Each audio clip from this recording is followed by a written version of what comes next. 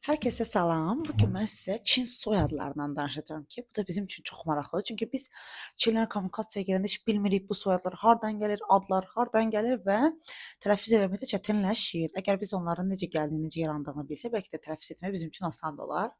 Birinci soyad sözünün Çin dilində nə olduğuna baxaq. Xin soyaddır, Xin soyaddır.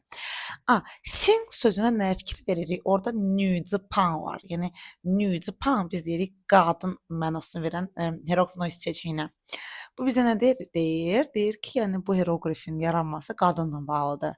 Bu isə ora gəlir çıxardır ki, ümumiyyətlə matriarxal cəmiyyət idi Çində əvvəllər və Badasin. Burada qoymuşam bu şəkli yaxınlaşdıracağam və göstərəcəm sizə.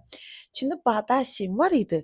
Bu heroqliflərin da, yəni bu soyadların hamısında nüzpan var, qadın. Çünki matriarxal cəmiyyətdir də.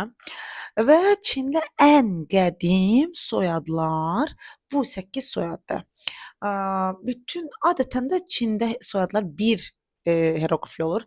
Məsələn, Zhang, Wang fikir versəz görəcəksiniz də. Bir əvvəl 2 çox az olur. S, Tu eşitmişəm. O, Yang tipli heroqliflər, yəni soyadlar eşitmişəm, amma az olur. Adətən bir heroqlif soyadı olur. Və bütün bu soyadlardan 8-i məsələn Yin, görürsüz Yinin altındadır. Can, hamısında nüzpan var. Bu ilk 8 soyadı idi. Sonradan isə Çində tarixində bizdə belə bir Çunqiu Şiçi gəlir. Çunqiu Şiçidə də Çin ərazisinə baxın. Görürsüz necə parçalanıb. Bu şəkli yekədən yəni yaxından qoyacağam. Görün Çinin ərazisində 2 dənə ölkə yaranmışdı həmin vaxtda. Bunlardan biri də görürsüz Songdur. Mənim soyadım Songdandır. Və ikinci soyadların gəlmə mənbəyi bu Çunqiu Şiçidir. Çunqiu Şiçi Çində ara müharibələrin getdiyi dövrdür.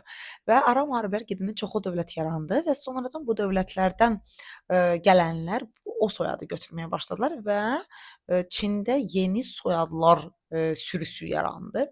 Bunların arasında hər cür soyad var. Deng görürsüz burada, Zhou görürsüz, Zhou Ming gördüyünüz o Eciski kitabında Zhou, burada Zhou Guo.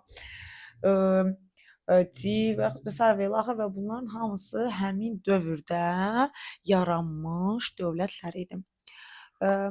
Bəs adlar, yəni əsas soyadlar da oradan gəlir. Sonradan da son Day, məsələn, Day, Çinday və dynastilər, yəni sülalələr hakimiyyəti gəldi və soyadlar da oradan da gəldi və əsas soyadlar məhz bunlardır. Yəni müəyyən bir soyadları var, soyadlar onlardır. Ona görə mən tələbələrimə ad seçəndə çalışıram Çin soyadını uyğun bir soyad seçim ki, sonradan kommunikasiyada çətinlik yaşamasın.